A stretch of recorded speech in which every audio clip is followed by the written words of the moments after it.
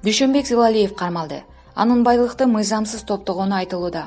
Дүйшөнбек Зилалиевке дагы бир айып тагылган. Мурдагы вице-премьер-министр Дүйшөнбек Зилалиев кармалды.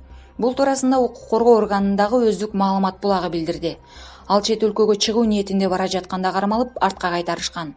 Атка минерге байлыкты өзүнө мыйзамсыз түрдө топтогон деген айып тагылууда.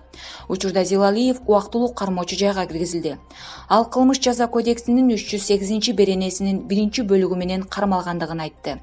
Маалымат булагы атка минердин декларациясында көрсөткөн кирешеси текшерилип, ал туура эмес чыкса, кылмыш иши козголорун кошумчалады. Эскерте кетсек, Дүйшөнбек Зилалиев 2017-жылы 24 ноябрда президенттин инаугурациясы болгон күнү күч түзүмдөрүнүн өкүлдөрүнө өкмөттүк трассага коюлган бомба тууралуу маалымат түшкөнү айтылган.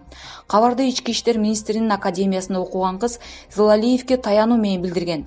Бирок курсант кыз анын айтканын туура эмес түшүнүп алышы мүмкүн экенин же формаңды оңдоп ал деген сөзгө теригип, Зилалиев бомба жарылат деп айтты деши ыктымал деген пикирин айткан. Бул боюнча 1-Май райондук соту Зилалиевди 3 жылга шарттуу эркинен ажыраткан. Маалымат булагы Спутник KG. Кыскача айтып берип коюңуз. ГКМ өзү айтып берсин. Без комментариев.